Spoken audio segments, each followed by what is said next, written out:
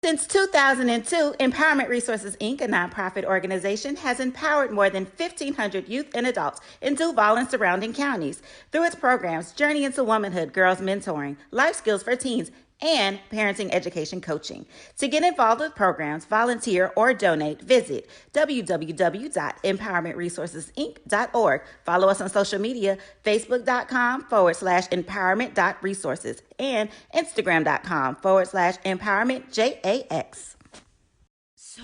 Shop Velvet Online Women's Boutique to spice up your closet with trendy, unique looks. We have fashionable and chic looks at very affordable prices. Velvet Boutique offers free shipping all year long on all orders. Shop online at www.melvetboutique.com. That's www.melvetboutique.com. Like us on Facebook and follow us on Instagram. Shop Velvet Online Women's Boutique.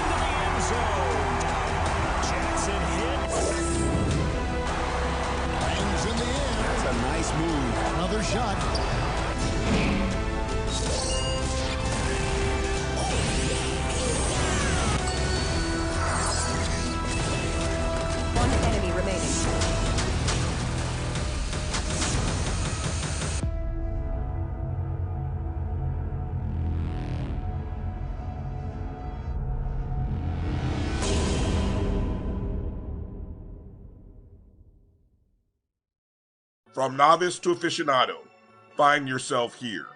High quality cigars plus personal customer service with Slow Burn.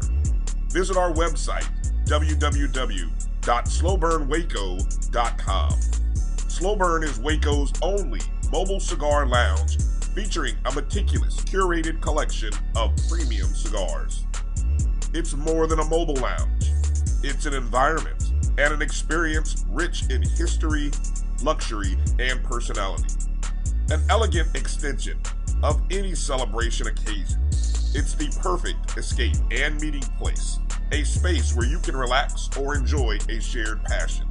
Have Slow Burn plan your next big event, or before you are planning to celebrate your win over your athletic rival, you can shop our collections at www.slowburnwaco.com. But if they want to tab, I'ma do the dab, yeah. It's never too early to plant the seed, to share the tradition, and instill a sense of pride in your HBCU with your little ones. HBCU Pride and Joy Children's Boutique helps you share your school spirit with a wide selection of adorable kids' apparel and accessories officially licensed from your favorite HBCU. Visit hbcupridejoy.com and follow us on all social media at HBCU Pride Joy on Facebook and Twitter. This is Carlos Brown, letting you know that we're on the move. You can now catch the Carlos Brown Show beginning this July on the Black College Sports Network each and every Saturday from 11 to 1 Eastern Time. That's 10 to 12 Central Time. Same time, new place. On Facebook at the Carlos Brown Show and Black College Sports Network, online at www.mybcsn.net, and on the BCSN app available on Google Play and the Apple App Store. For 200 years, Montgomery, Alabama has been making history by people who had the courage to stand up for change. Today, this riverfront city has been reborn, embracing the past and looking forward to the future. From the National Memorial for Peace and Justice to the stage of the Alabama Shakespeare Festival, this is where history was and is made. We are proud to call Montgomery home, and together we can be the change. Hey PV family, how many of y'all were saddened by that disappointing news of homecoming tailgate being canceled? I know, me too. But that's okay because PVU Day One Crew got your back once again. We will be taking over Jellystone National Park. Come out and enjoy your homecoming weekend with us while socially distancing. Friday night, we got concerts on campus, gumbo, and the fish fry. Now, you know you don't want to miss that.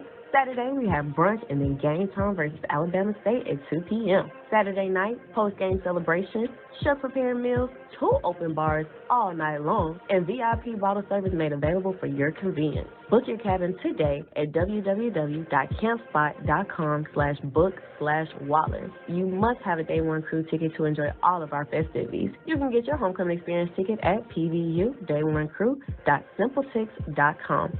That's PVU Day, the number 1 crew.simpletix.com. Go ahead and book that up right now, because I know you miss homecoming just like I do.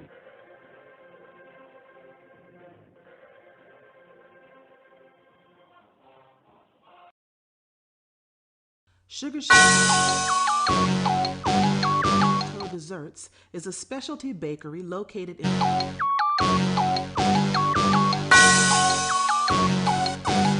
Yeah. I love my HBCU. And boy, I love it, love it.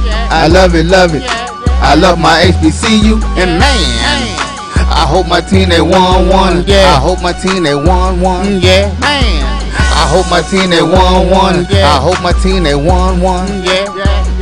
I tune into the HBCU Sports Lab to see if my team won or lost. If they lost, I'm quiet as a mouse. But if they won, keep tab. I'ma do the dab, yeah. Dr. Cavil, he know what he be talking about. Mike and Charles, they know what they be talking about. They compress the analytic data with this hip hop. If you know them like I know them, they gon' tell you if your team, if they won or lost, and who the ball. So listen to Professor, yes sir, and pay attention.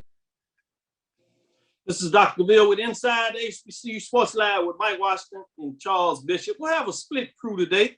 You know, Mike is out on assignment, getting it done in Philadelphia.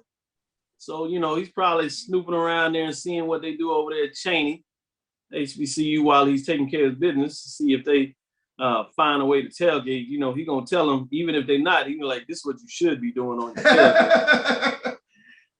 But with that being said, how you doing, Charles? I'm doing well, Doc. We're on the cusp of another exciting weekend of some great action around the SWAC, the MEAC, the CIAA, and the SIAC. So looking forward to it. Yeah, it's getting interesting. We got a big one. We talked about it on Tuesday, continuous week. The lather started to flow, that big game. We got mid-major top 10 matchups in the CIAA. We got a top 10 matchup in the SIAC, and we got a top 10 matchup in the SWAC in terms of this weekend. Big games that we talked about on Tuesday. We might touch about a little bit of them, but we're going to go into the independent as we get it going.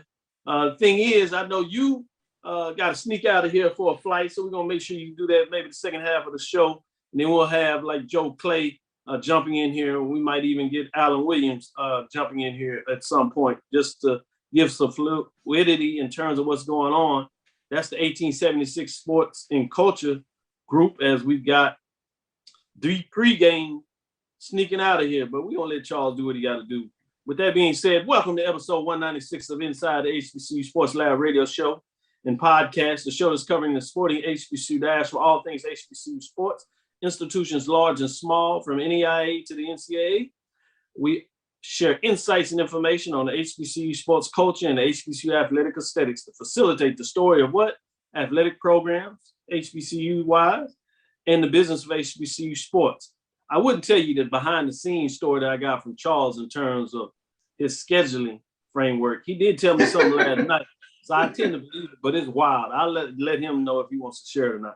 I'm your host, Dr. Kenyatta Cavil, along with my co-host, Mike Washington and Charles Bishop. We're filming from our home studios and sending a signal live to KCOH 1230 AM studios with the Texas Radio Hall of Famer, Ralph Cooper, in the beautiful home of Texas Southern University from Houston, Texas. Get into some news today. I'll let you kick it off, Charles, and then we'll see what else is going on there. Let me say, before we do that, shout out to the lab listeners as they jumped in here and joined us. Really appreciate them doing what they always do, showing us love in terms of the lab. With that being said, Charles, what you think? Sure thing. Let's get into some news. The Southwestern Athletic Conference, they have announced their 2021 SWAC Hall of Fame class, which is set to be enshrined Friday, December 17th. And Cynthia Cooper Dyke and Marcus Mann, they headline this class. We take a look at this class coming in. Alicia Causey Nelson, the Alcorn State graduate, all everything at Alcorn, various achievements, 1,000 points, 600 rebounds, 300 assists, 200 steals. Bertram Lavelle. Bertram Lavelle is the current head track and field coach at Grambling. He collected 36 conference titles along with 36 Coach of the Year awards. We also look at Robert Jewett. He was Jackson, Mississippi legend, sports broadcaster. But when you take a look at it, he has been executive producer of sports broadcasting for Jackson State and covering SWAC sports for the past 30 years. Marcus Mann, he was averaged 19.3 points, 12.7 rebounds during his time at Mississippi Valley. He helped the Delta Devils to a men's regular season championship, as well as a SWAC tournament champion. Also, we look at Cynthia Cooper Dyke. Cynthia Cooper Dyke, she joined the Prairie View A&M women's basketball program in May of 2005, where she quickly guided Lady Panthers to their first regular season title and SWAC tournament title, as well as NC tournament berth in 2006-2007, while collecting Coach of the Year honors. And she is currently the coach at Texas Southern University. Of course, she has been inducted into the Naismith Memorial Hall of Fame in 2010 and the Women's Basketball Hall of Fame in 2009. And when we close it out with Ernie Holmes, the legend from Texas Southern, he was legend, of course, at Texas Southern. Late Holmes was inducted into the Texas Southern Hall of Fame in 2006. Of course, he played with 6 seasons with the Pittsburgh Steelers and the New England Patriots. He led them to Super Bowl 9, and he led the team with sacks with 40. He was also selected to NFL second team All-Pro back in 1974. And Willie Ray, also being inducted. He graduated from Alcorn in 1970, was part of championship teams, as well as Black College National Championship team in 1969. He was a first-team All-SWAC punter, along with being named All-NAIA punter with the best punting average of 43.6 yards per punt. So those are your new inductees into the SWAC Hall of Fame. Oh, and please let me not forget Melvin P. Lee, the longtime offensive line coach at Grambling, 37 years. He spent at Grambling from 1960 to 1997. He also was an offensive coordinator for one of Eddie Robinson's teams, but Melvin Lee also going into the SWAC Hall of Fame as well. So those are the inductees into the 2021 SWAC Hall of Fame.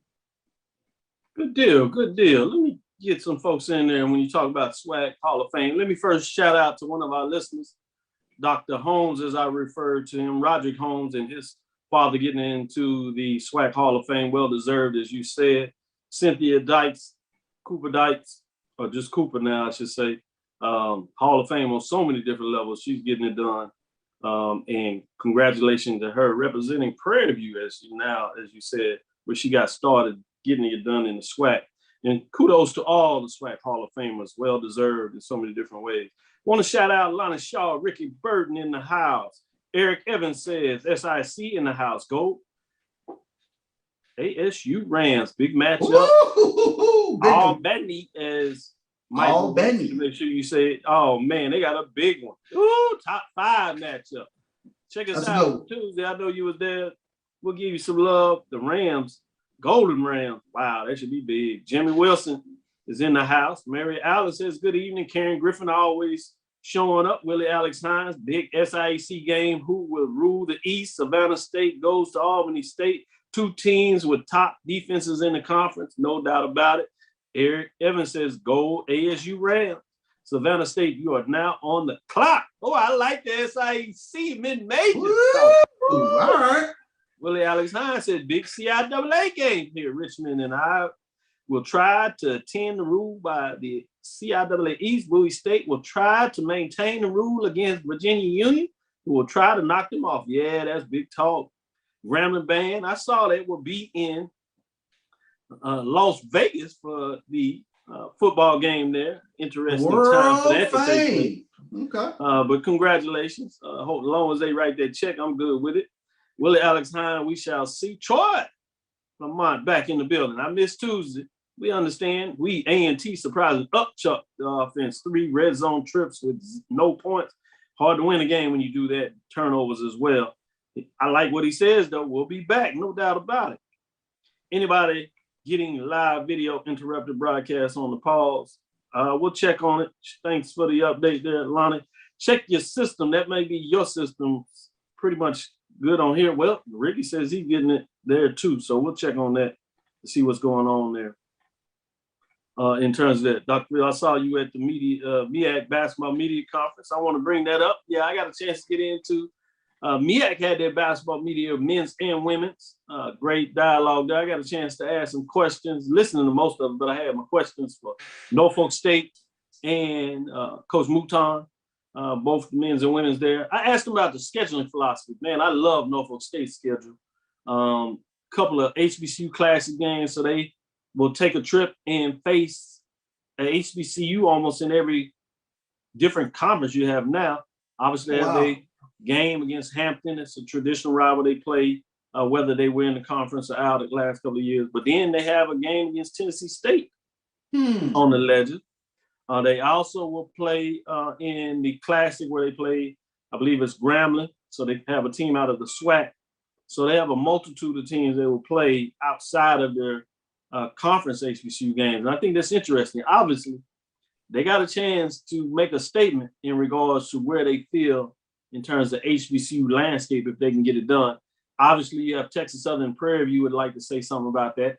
You have A&T that's in the Big South that would like to have say about that. But it would be nice to see a couple of more of those crossovers. Tennessee State has a really good schedule where they take on HBCU out of various conferences, Big South, MEAC, as well as the SWAC, Alabama A&M, obviously told you about Norfolk State.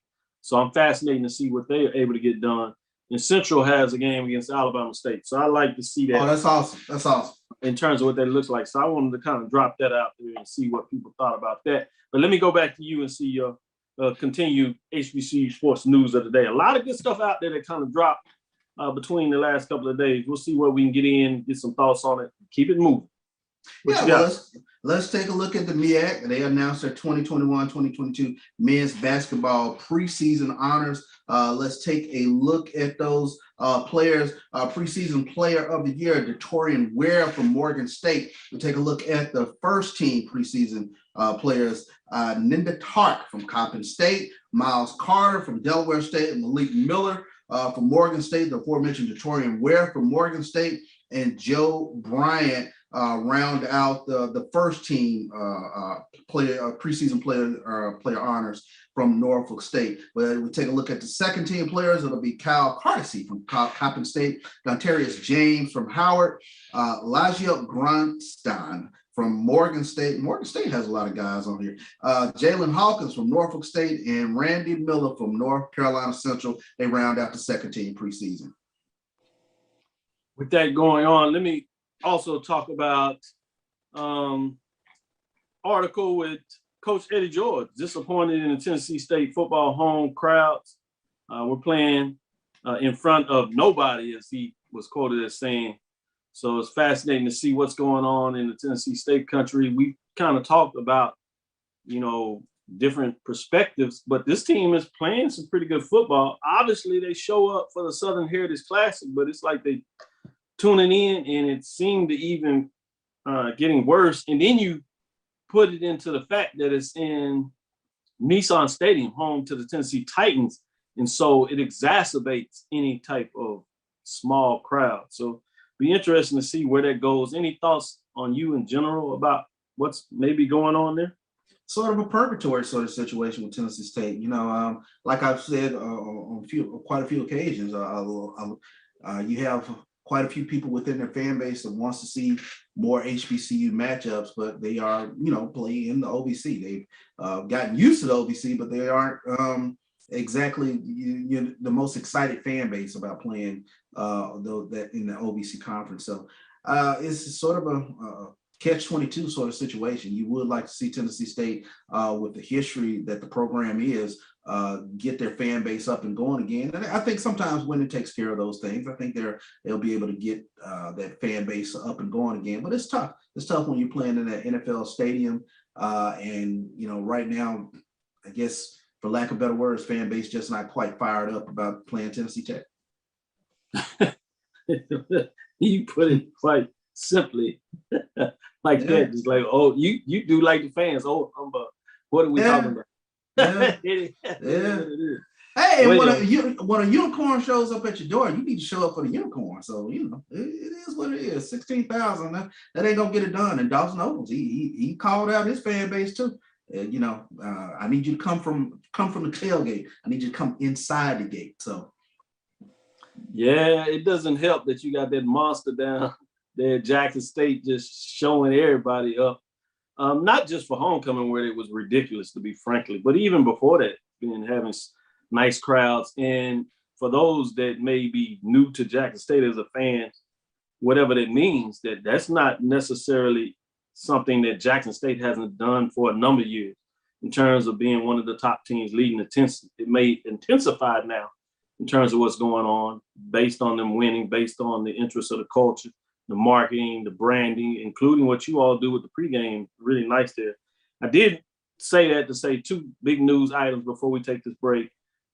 This has obviously been talked about, so we won't go too far into it, but I think it's important to at least kind of bring it up. There's one, prayers to Dion in terms of him getting well in all seriousness, no matter how you feel about what he says and talks or the program or Jackson State fans showing their pride that may be unnerving to some people. I'll put that. Right? Understandable. But right, but it's credit to them. They're doing, to me, in a lot of ways, what they're supposed to do. They're excited about their program. You see it in attendance, as I said.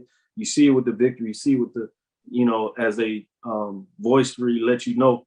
But obviously, he had surgery that we all know about, and now the doctors have ordered him off that foot, which means that he really needs to find a way to get off the sideline more than what he's doing now, because he's aggregating it. So wish the best for him in terms of successfully getting himself healthy, no matter, again, what you think about it. The other one was his comments before that came out with Monday, was talking about one that seems that people gloss over and miss, that he cited about his opportunity, if his team can get there, going back home to Atlanta, as he likes to call it, which was his ending point. But also in the mix of that, he talked about, wanting more. You had the interview with the VP of Athletic, Courtney Gaucher, talking about wanting more. And it's interesting how some people are spinning this, if you would, or reading it their own way. I guess I shouldn't necessarily spinning it. That this is part of the conference seeking to play in the playoff. And to be frank, namely, it's A&T folks in a lot of ways, because they have chosen to take that path. And I think they have every right to do that. They've had their success in Celebration, certainly one, arguably the best program, certainly if not one of the best programs over the last decade, you could argue, easily the last 5 to 6 years in terms of what they've been able to do, success, non-conference, whatever. And they decided, based on the administration, to move in a different direction to continue to push the program forward. But it's like now they're saying that people need to follow them and follow their lead. And it's interesting to see that they can't necessarily see it in their own right. But these two individuals have clearly stated about that they want more, whether that's multiple bowl games, which you've had Dion said multiple times.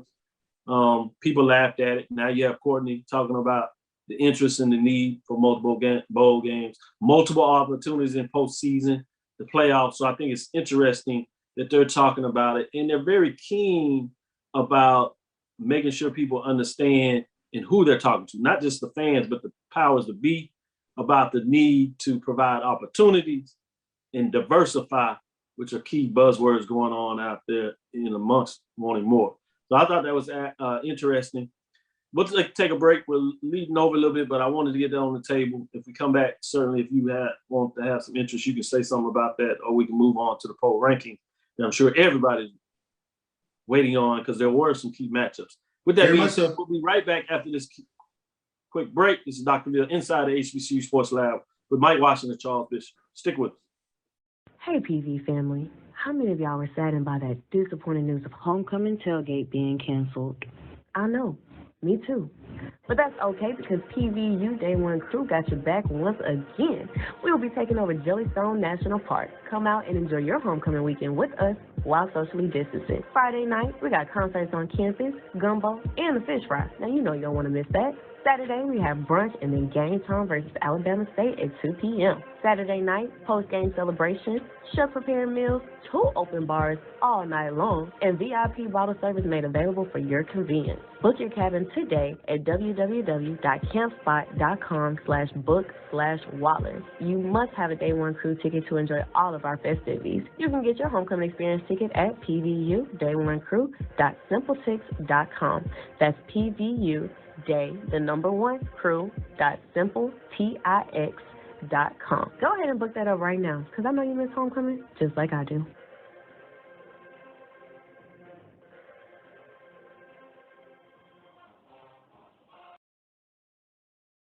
Sugar Chateau Desserts is a specialty bakery located in the Charlotte, North Carolina metro area. We will create delicious and one-of-a-kind treats for any occasion. Sugar Chateau is currently shipping cakes in a jar, offering a variety of different flavors in a single-serve container that can help you celebrate in accordance with social distancing. Place your orders today by calling 803-526-7895 or visiting sugarchateaudesserts.com. Press the analytic data with your hip hop. If you know them like I know them, they gon' tell you if your team, if they wanna loud, and who the ball. So listen to Professor, yes sir, and pay attention, cause he gon' teach a lesson. This is Dr. Cavil inside HBCU Sports Lab with Mike Washington, Charles Bishop, as we have the star with us, Charles Bishop.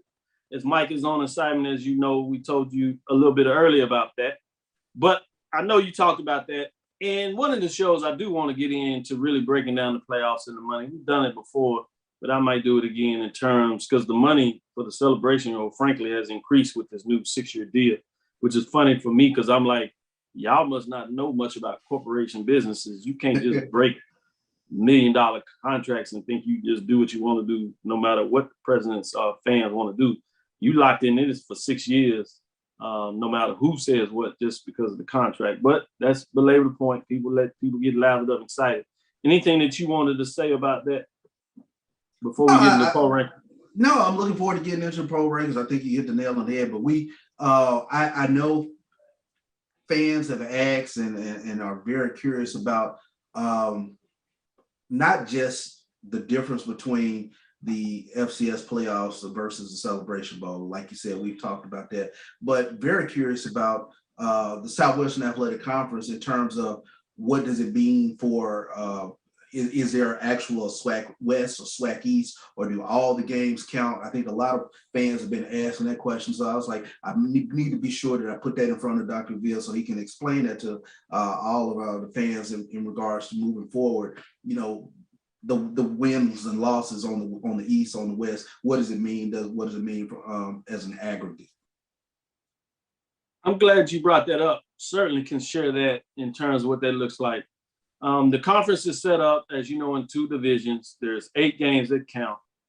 All your games in your division with 6 teams in each division. So that's 5 games that you know in your division count. There was 1 year, maybe almost 10 years ago now, where the SWAC had the idea when there were still 5 and 5 teams that they would only take division games, 4 teams. The SIC does something like that currently in a lot of ways. They do that, and they've done it a couple of times.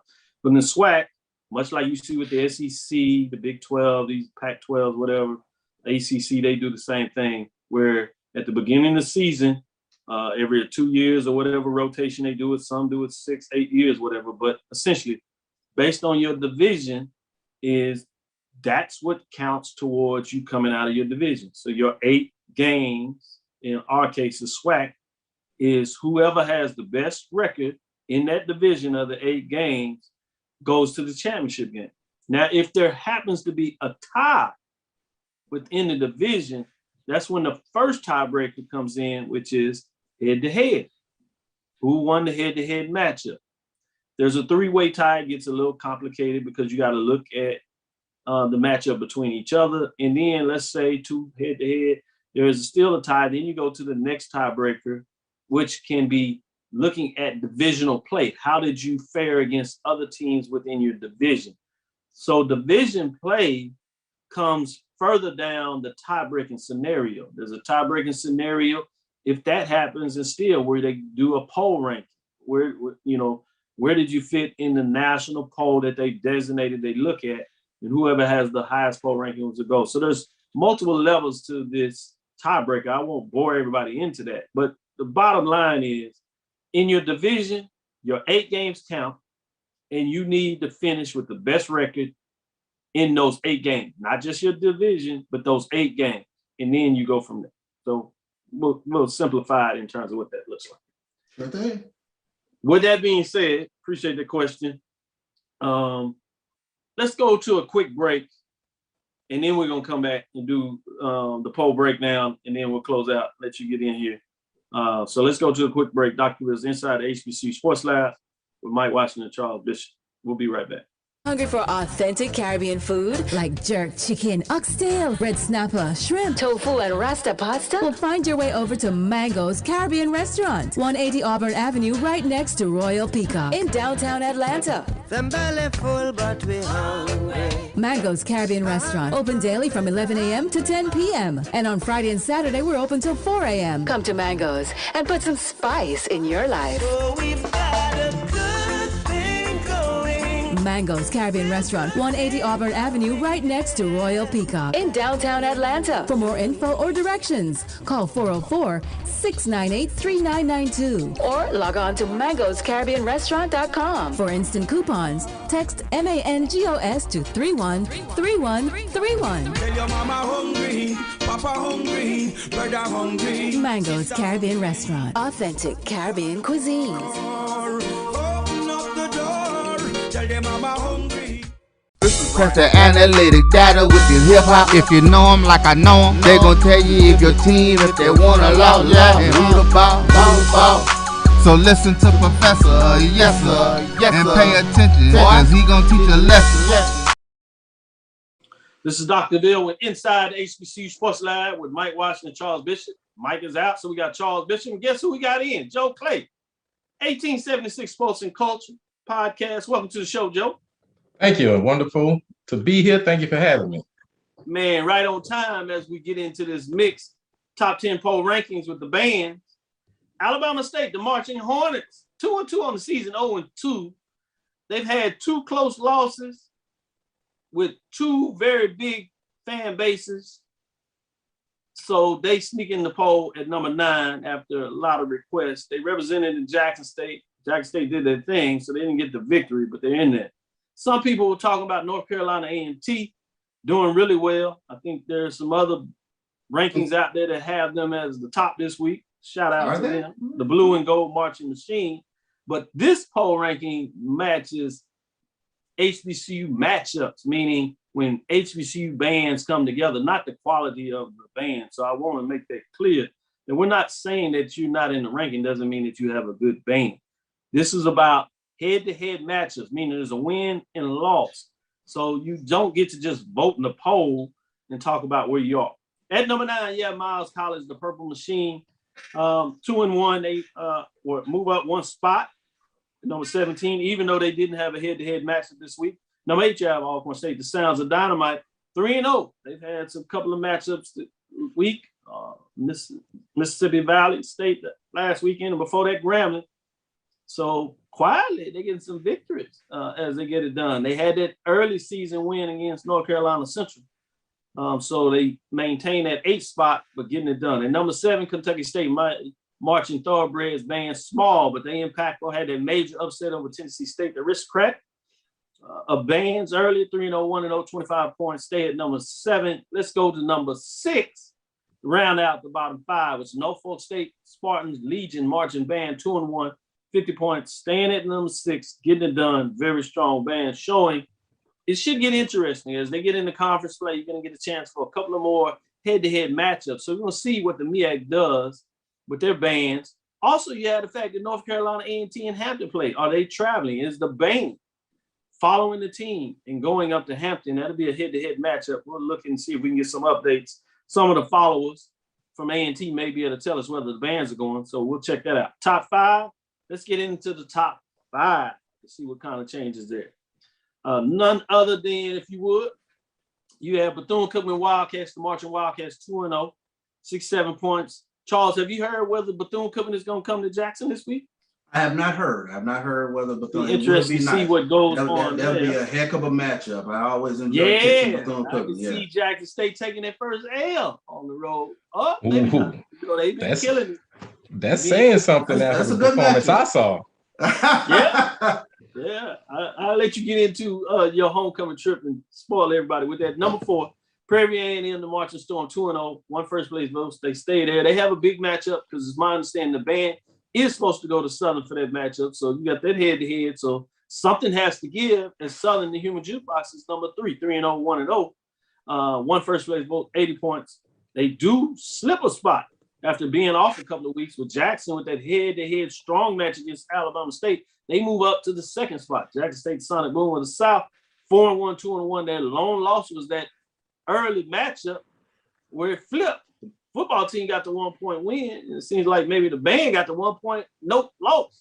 First place was 81, but they've been strong 4 straight wins after that, moving up a spot with that big win over Alabama State that has been holding their own. They have not got out of those matchups. Lost their one from FAMU, but they got a lot of house. They're getting it done. Number 1, Florida A&M, the Marching Band, 4-0, 2-0, 4 first place votes, 92 points. Interesting to see. Was disappointed. This is a team, like you said, could have got hit. I could have seen Jackson State taking over them. It might get close. They had a chance to go up to Huntsville with the team and did not make the trip. I know something that you like to talk about, Charles. I didn't know that. Yeah. I'll let you get into that, and then I'll pass it over to Joe. Go ahead. Let me know your thoughts. Yeah, I always take a look. If we talking head to head, I need you on the buses. I need you to make the trip. If the football team, I need you there because you become the 12th man, and it is what it is. So, there are no weeks off when it's football season. It's go time then. You can do everything you want, in the off season, but hey, during the football season, we keep the main thing. I need you performing on the field. I need you being that 12th man for your team, and whether you know it or not, the fans get the juice, and the football team also gets the juice as well. With that, let me go to Joe Clay. This is the first time you get to talk about the poll rankings. I know you heard about it, and you let me talk a little bit about it on 1876 Sports and Culture. But in terms of this week, let me know your thoughts on this week, and then the poll marching sport rankings in general. What are your thoughts on that? Yeah, Charles just made a great point. It is the band is the 12th man. I had thought about it that way before, but certainly you take your band with you on the road, and they can sit up in the stands and help you, generate some excitement from the visitor side. So that's very important. I'm happy to know that Prairie A&M band will make that trip down to Southern for Southern's homecoming. So that's going to be a great, great show. I had the pleasure of going to Jackson State's homecoming last weekend, and I can tell you without a shadow of a doubt, I didn't know the Sonic Boom did it like that. But that was one of the greatest homecoming halftime shows I've seen in years. I hate to say it. I got to give it to you. I give credit where it's due. From top to bottom, you would have thought that somebody choreographed that show. Did Coach Prime have Tracy put together that show for y'all? So, man, tell the truth, y'all. Who put that together? That show was awesome, bro. It was a heck of a show. And then you're celebrating the JSS 50th anniversary, the Boom's 50th anniversary, and it was very well put together. I've had an opportunity to go back on YouTube and catch some of it or catch the halftime show, and I was blown away. I got chill bumps kind of watching it on YouTube. I can imagine what it was like getting to see it real time. So yeah, it was a phenomenal show. It was phenomenal. So going to the rankings, Dr. Cavil, having J State at number 1. Ooh-wee. No, J State number 2. Number 2. Yeah, the Marching 100 is number 1. I haven't seen the Marching 100 in person, so I cannot push back too much on that. Until I get a chance to see them in person, I'm gonna let you make it on that number 1 ranking. But our resident, I appreciate that. We'll make sure we bring you back to the show. The 1876's resident drum major and band historian Shanetta Haskell has stated that the Marching 100, they are the truth. So she might agree with your band ranking being slightly ahead of JSU, but she was on board that show by JSU last week was off the chain. So one and two, I can't argue with you. Where did you have Prairie View A&M University listed at? 4. Marshall Storm number is 4. They had to win over Grambling. Remember, we look at matchups. We're not just talking about what they're doing. So some of the matchups have been able in a position where they got the win. They had the Texas Southern matchup. Yeah. They had the Grambling matchup. So those are the things that you got to think about. Again, people get it twisted because they think about their favorite band or they think about what they've seen and they want to vote in terms of popularity. This is strictly about matchups. It's similar to what we do in terms of football. You can go on a football season, you play a tough schedule, it'll get you, South Carolina State, for example. And if you start winning, things will change in terms of where people see you in the poll. But it's all about the matchups at a given time. It is a week-to-week poll ranking. What are the matchups of a given week? So this week is interesting. You got a couple of key matchups where bands will actually be there to take place. And so we get a chance to really see what 2 full-fledged bands do to each other when they get that head-to-head matchup. And I think Storm in the jukebox. That's going to be a good one. Man, that made toss and turn that top 5 just a tad bit there. No doubt about it. Well, we'll get back and we'll take this quick break. I know Charles got to say as he's on the move, so I'll give him the last parting shot for the first half of the show, and then we'll take a break and we'll continue on with the next half of the show with Joe Clay to break down some of the matchups that are independent coming up this weekend. Go ahead, Charles. Yeah, looking forward to this weekend. In terms of the matchups, I think Prairie View and Southern, all eyes of the SWAC will be on that matchup, trying to get supremacy in the SWAC West. When you take a look at it, Prairie View's defense, they are the number 10 ranked defense in the nation. I'm going to say it again. Prairie View's defense is the 10th ranked defense in all of FCS football. They're going up against the 6th ranked rushing offense in the nation in Southern. Southern has 4 preseason all-SWAC offensive linemen, a bruising running back, and Kobe Dillon. It should be a phenomenal matchup, so looking forward to it. And then I'm on the road. Pregame show, we will be at Jackson State Bethune-Cookman this weekend. Charles, Prairie View, Southern, put you on the spot. What you got? I'm going to go with defense travels. I'm going to go with the Prairie View Panthers.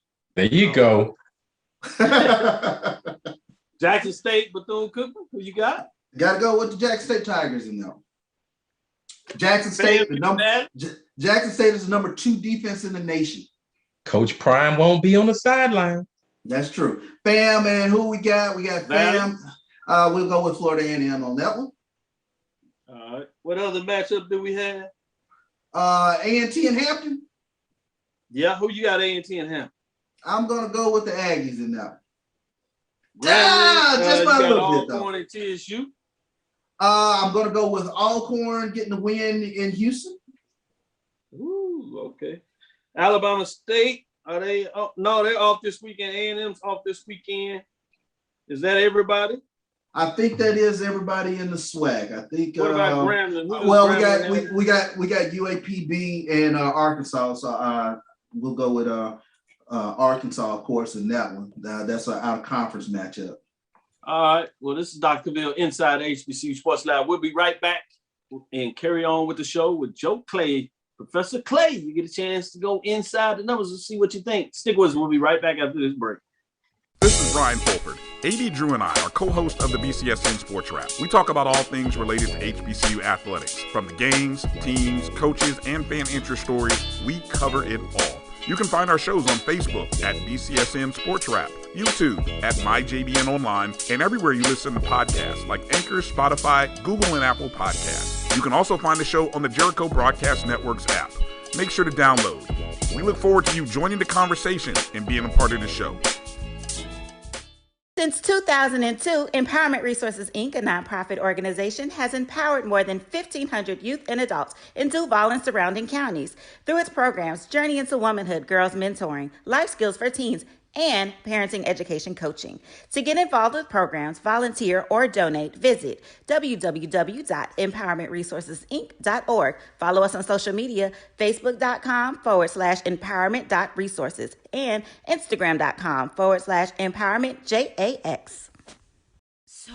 Shop Velvet Online Women's Boutique to spice up your closet with trendy, unique looks. We have fashionable and chic looks at very affordable prices. Velvet Boutique offers free shipping all year long on all orders. Shop online at www.melvetboutique.com. That's www.melvetboutique.com. Like us on Facebook and follow us on Instagram. Shop Velvet Online Women's Boutique.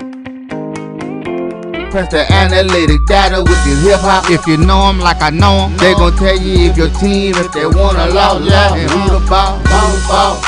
So listen to Professor, yes sir, and pay attention, cause he gon' teach a lesson. This is Dr. Bill with Inside HBCU Sports Lab, doing it strong, doing it big with Joe Clay, representing for Sports Culture and Podcast 1876 Sports and Culture. As you know, Charles Bishop as well as Mike Washington are on assignment now, getting it done. So we're gonna bring it back. I know you break down Prairie View week to week in terms of your podcast. So I'm really fascinated to see, especially for those HBCU fans of SWAC that are looking for this top 10 matchup. It's big. According to my poll rankings, you have the number 2 team, the Prairie View A&M Panthers, the number 2 in a lot of rankings for that matter, going to what I see as the number 8 team, Southern. So you got a top 10 matchup. You got the higher seed going on to road in a tough place, especially the last couple of years have been, maybe the last 10 years, decade has been tough for Prairie View. Before that, the series was actually even between 5-5 between Southern and Prairie View. Prairie View getting a couple, including when they won their championship there, being able to go down and get that done in Baton Rouge. All that says, now we're talking about this one matchup now. What are your thoughts in terms of Prairie View and Southern?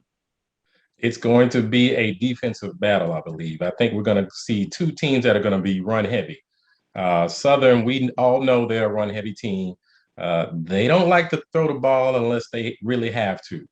Prairie View's defense has been stout. Our front 7 has been ridiculously good most of the season. We had a little bit of a downturn last week in Bethune-Cookman. The weather played a part in it, but we had one of the linebackers on our show Sunday, and he spoke about it. He said at halftime they addressed it at halftime. They were very disappointed, and they were set to turn that thing around and stand up and stop the running game. So I look for Prairie View's front 7 to resist that strong running game of Southern. Southern's defense is pretty good, but Prairie View has one of the top ranked offenses in all of the FCS. We have essentially a 3 to 4 headed monster at running back with Brooks, Mott Antoine, and a freshman, a big back, Stewart. Everybody knows about our transfer from Louisville at quarterback, Jawan Pass. He's got over 60% pass rating percentage.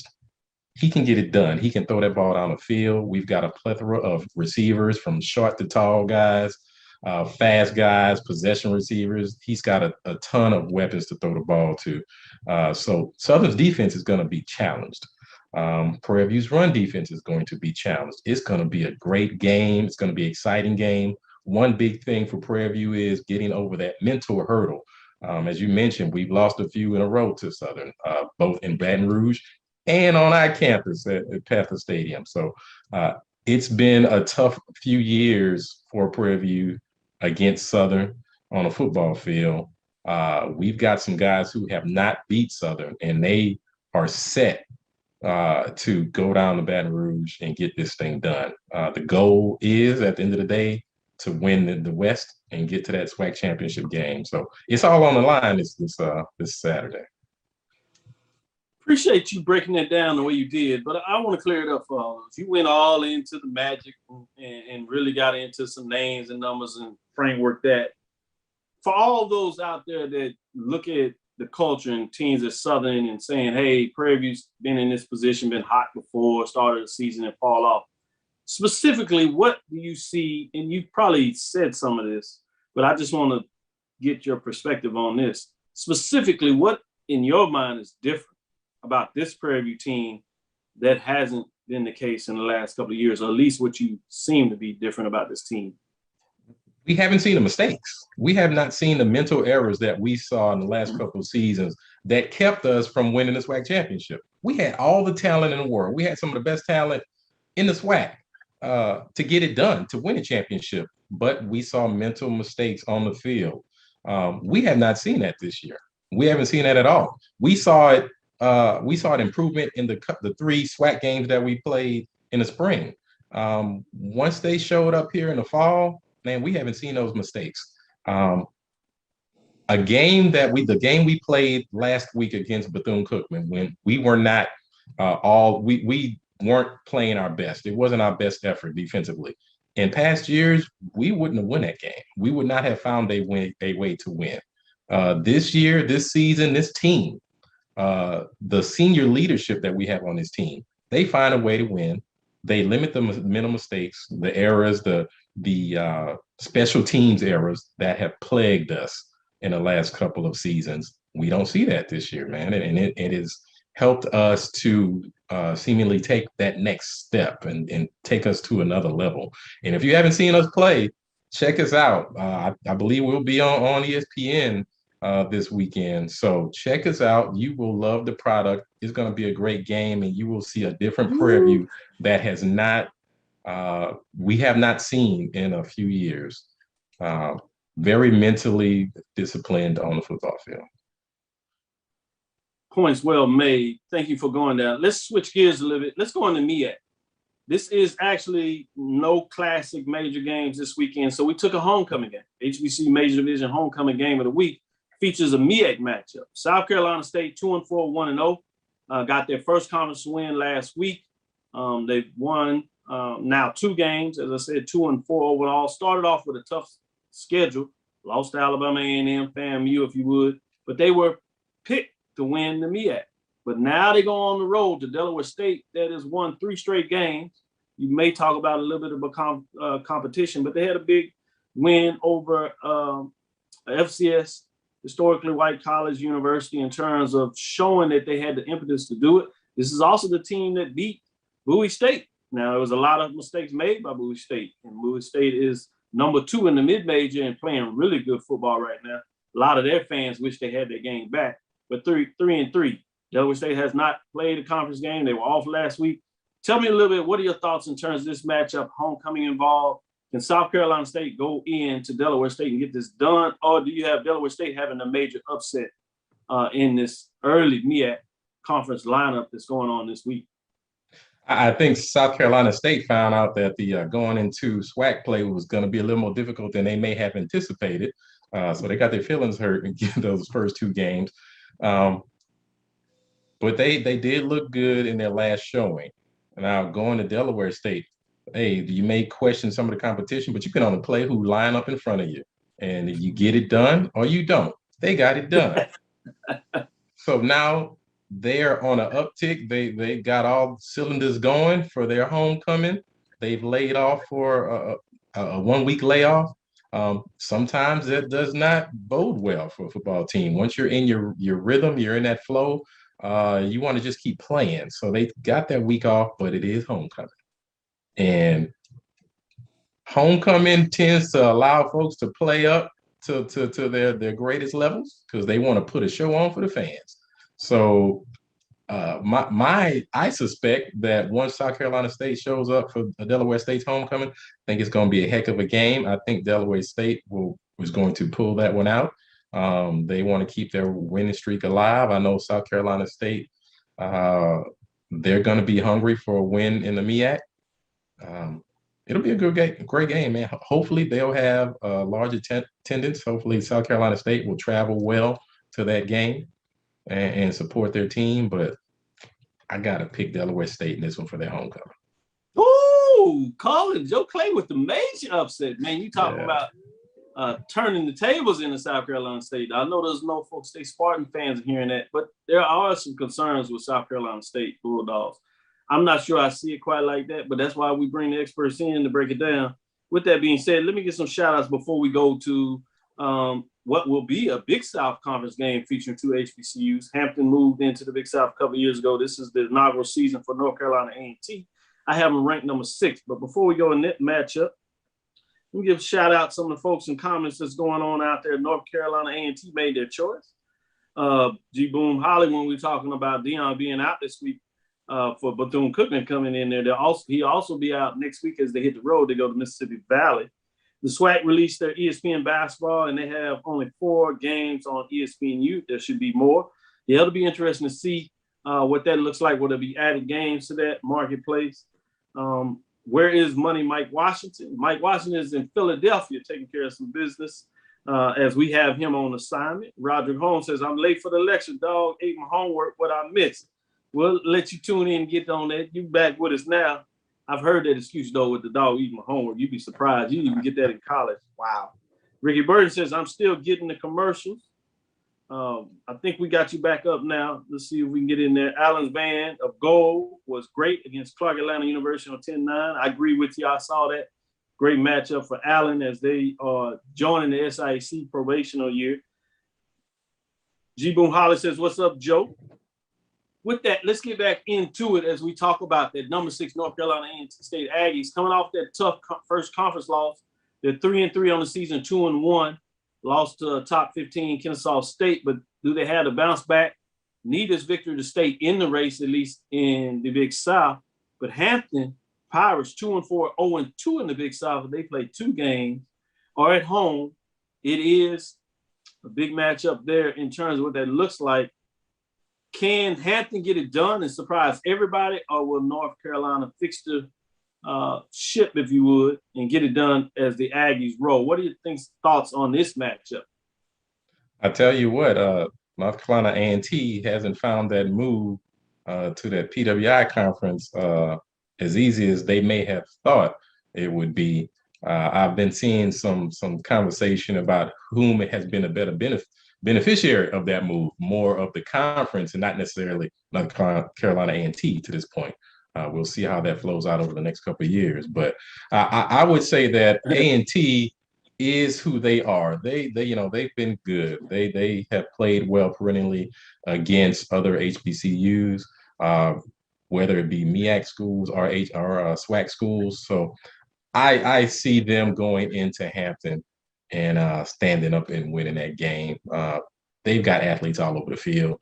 They play good defense. They believe in the running game. So at the end of the day, we know that they will line up and hammer Hampton with their running game. They'll throw the ball efficiently when they need to. They'll limit their mistakes. I'm sure they've been working on those errors that they've been having earlier in the season to get those tuned up. So I suspect they'll show up in Hampton ready to play and give those Pirates something that they're really not ready to handle. Big matchup. I did want to get something off the field and get your thoughts on this because I know you really get into the culture and you have your personal thoughts in terms of fans traveling to games like you do. You get to see a lot of games. You'll hit the road in a minute. You just talked about going over there and checking out. It's Jackson State getting a little bit of their homecoming and see what that's about. But Norfolk State last week had a homecoming. They played Virginia Lynchburg. Yeah, we'll talk about the opponents. This week, just for those, I have them as number 4. The Spartans travel to Howard Bison for their homecoming, 4-2, 2-4. But the big conversation this week about Norfolk State was Coach Odom, who challenged his fans in a lot of ways and saying, hey, man, you all were out there tailgating, whatever, but, we're putting a product on the team. We have a winning record. We have a chance to really do something special. We just got here, and you all got to do better. You all need to be in the stand. Somebody asked him outright, what was his thoughts of 12,000 fans at the game? And he was like, no, that's not getting it done. He made one comment, just had me rolling Coach Odom speak, where he talked about he been in some places where Yeah, some places, as he said it, where a mouse, rat, whatever, can't find a seat on a cracker. Yeah. Like, what? You can't What find are a seat in Scotlandville for homecoming. Yeah. So what are your thoughts in general in terms of coach coming out and challenging his fans to do better, do more, support the team, especially when the team is doing well? I mean, Coach Odom tells it like it is. Let me ask you this: how you think the Southernites feel about losing Coach Odom or Coach Odom in general right now? He went up there and kept winning, kept the W's coming. Well, you talking about the week after they lost that upset to Texas Southern, or this week where they bounced back a little bit? It depends on which week you ask them, and we'll certainly find out Saturday night. You might even have a different framework, but great point. Yeah. But I think he did what he needs to do, and he did what all SWAC and MEAC schools need to do, or all HBCU football coaches. Challenge your fan base. Everybody always wants to proclaim their love for their university, the love for their school. Well, we need your time and your money. We need your financial resources, and we need your presence. Don't just come to the homecoming game or a football game and just sit outside the stadium tailgate, not wanting to pay the $35 entry fee. The school needs that revenue. Our boys on the field need your support. It's called the home field advantage, only if the home crowd is in the stands. So yeah, whatever. I don't know what Norfolk State's maximum capacity is in that stadium, but it's like 20. They have a nice stadium, 20 plus, almost 30,000. Oh, almost 30,000. He only had I think it was 16,000 in the stands. So you had what? 6,000 empty seats. That for homecoming, that's unacceptable. And if I guarantee you, last week at the vet, it was 53,000 plus, as you all know. When I drive down the street Saturday, Mumford Stadium, guarantee you it won't be, as Coach Odom mentioned, there will not be a seat to sit in at that homecoming celebration. So yeah, we've got to do all we can to support our universities with our presence and our dollars at our games. Not just homecoming, all the home games. I like that. And it's also another Coach Prime. He talked about that too, that should not just be a homecoming thing for Jackson State. Let's find a way to do that this week and make it a weekly type thing. And so I see your point very well. But you're not only a person that talks about it. As we come to a close, I did want to give you a chance to talk about the Day One crew. In a lot of ways, you started with the Day One crew before you even cranked up the Sport and Culture Podcast 1876 to give people more information about Prairie View, particularly athletics, even though y'all talk about the culture and some academics and things outside of that. But Prairie View's homecoming is one of the HBCUs where they counsel many of the events there, where you basically just have the game, ceremonial things, and it's virtual in a lot of ways. But you picked up the baton with a couple of other guys, myself included, Alan, Roland, specifically those extended and directly related to the Day One crew. Talk about what you all are doing and why is it important. So the PVU Day One crew is a charitable donation. Our task, our goal is to give back to Prairie View A&M's athletic department. We started it was a branch off of, everybody tailgated. At some point we looked around and we saw over 200 plus RVs and who knows, thousands of cars and I don't know what, 30,000 people. And we wondered how much money are all these alumni and family and friends giving back during this homecoming weekend. So we decided that we needed to start making a party with a purpose. So the Day One crew structured itself as a 501(c) organization, and we began to make a next level tailgate experience that we sold tickets to. Instead of just giving away all that food and drink for free, as we traditionally did, we decided, hey, we needed to start making sure that we filter some of these dollars that are generated, that are spent on campus over the 3 days for homecoming. We need to make sure those dollars circulate right back to Prairie View A&M University, which was the whole reason why we're there in the first place. So we, with the COVID pandemic, the infinite wisdom of our President Simmons, She decided we're not going to have any tailgating. All the activities are going to be for undergrads only. Alumni can go to the game, but then after a certain time, you have to leave campus. So we decided the checks need to keep rolling. So our tailgate, our homecoming celebration needed to happen because our sporting programs that are winning championships, from golf to soccer to tennis to basketball, those underfunded sports need us, the day one crew, to step up and hand them another check again this year, as we've done for the last 5 years. So we found an off-campus location at Jellystone Park, which is about 5 miles or so from Prairie View's campus. We went there, rented out a big lodge, and we're going to have our same tailgating, our same homecoming celebration experience, next level, but just in a different location. So we decided that we needed to still do what we do, just do it safely, just change the game, do it in another location, and the show keeps going. Great point. Well said, and appreciate you sharing that for those out there about seeing a different way to party with a purpose that we've heard before with Tom Joyner and his connection with HBCU, but you're doing it. Yep. 1876 Sports and Culture. Shout out to Roland and the rest of the folks associated with the Day One crew, including how we've had a chance to kind of help and create that. One day we'll tell them a little bit about the history of how all those RVs began. That's a show in itself. There you go. There it is. Dating back to 1996. Thank you. We'll close it on that and tease and let folks think about that a little bit. But I want to say thank you, Joe. Thank you for listening to Inside HBCU Sports Lab. Make sure you share our podcast with your friends and colleagues. I am Dr. Kenyatta Cavil, the Dean of HBCU Sports, coming from inside the lab in the College of Sports with Mike Washington and Charles Bishop. Hope you enjoyed the show. As we get it done, again, we want to thank you for listening to Dr. Cavill's Inside the HBCU Sports Lab with Mike Washington, Charles Bishop, and Joe Clay of 1876 Sports and Culture podcast. Join us every Tuesday and Thursday from 6 o'clock right here. On Sunday, we do our wrap up at 9 o'clock. We look forward to next week as we discuss the latest news in the lab. Follow me, Dr. Kenyatta Cavil, on Twitter, Facebook, and Instagram. Inside the HBCU Sports Lab 1 on Twitter, Facebook, and YouTube on Inside the HBCU Sports Lab. Tell them before we close, how can they listen to 1876 Sports and Culture? How can they get it? So the 1876 Sports and Culture podcast, we're doing it for the culture. We're doing it to represent the HBCU of Texas. You can catch us on all podcast platforms, Spotify, Apple, Google. Again, 1876 Sports and Culture podcast. We drop every Tuesday morning.